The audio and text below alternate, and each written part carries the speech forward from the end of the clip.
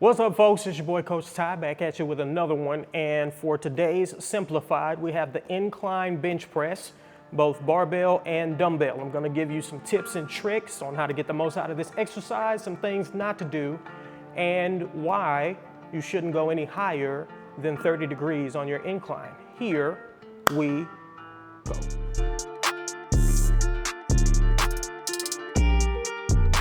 So, the incline bench press. Your standard bench press rules do apply. So first you want to pull your shoulder blades all the way back. Make sure they're dug into the bench, and you also want to have an arch in your spine. Now, as always, we don't want to overdo the arch, but an arch in your spine is okay, it is safe, and I would say it's even a good thing. That'll let you get your shoulder blades pulled further back and dug into the bench, which will protect your shoulders more and give you a stronger foundation to press from.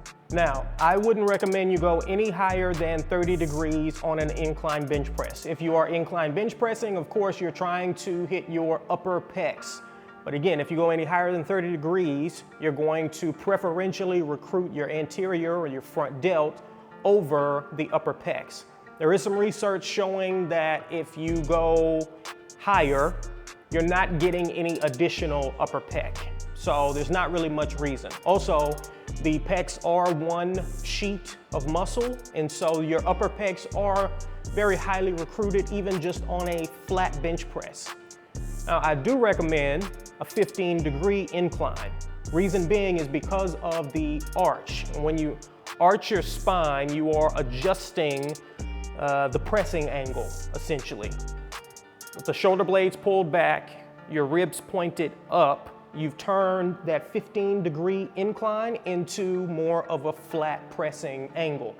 Whereas if you're flat and you have that arch, you've got more of a decline pressing angle. Flat pressing angle is essentially all you need for pec development. Now, if you do have lagging upper pecs, or if that's area that you really want to target, go to 30 degrees. Because again, that arch is going to turn it into more like a 15-degree incline press.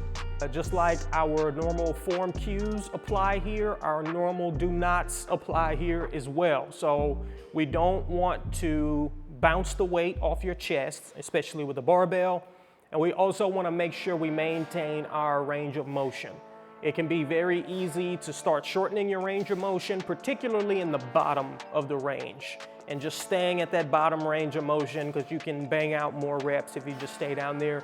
We want a full range of motion. We don't want to hyper extend the elbows at the top, but we want to stop just short of that point. Yeah, that's it. And then one more tip. Again, the more you flare your elbows out, the more highly you're going to recruit the pecs.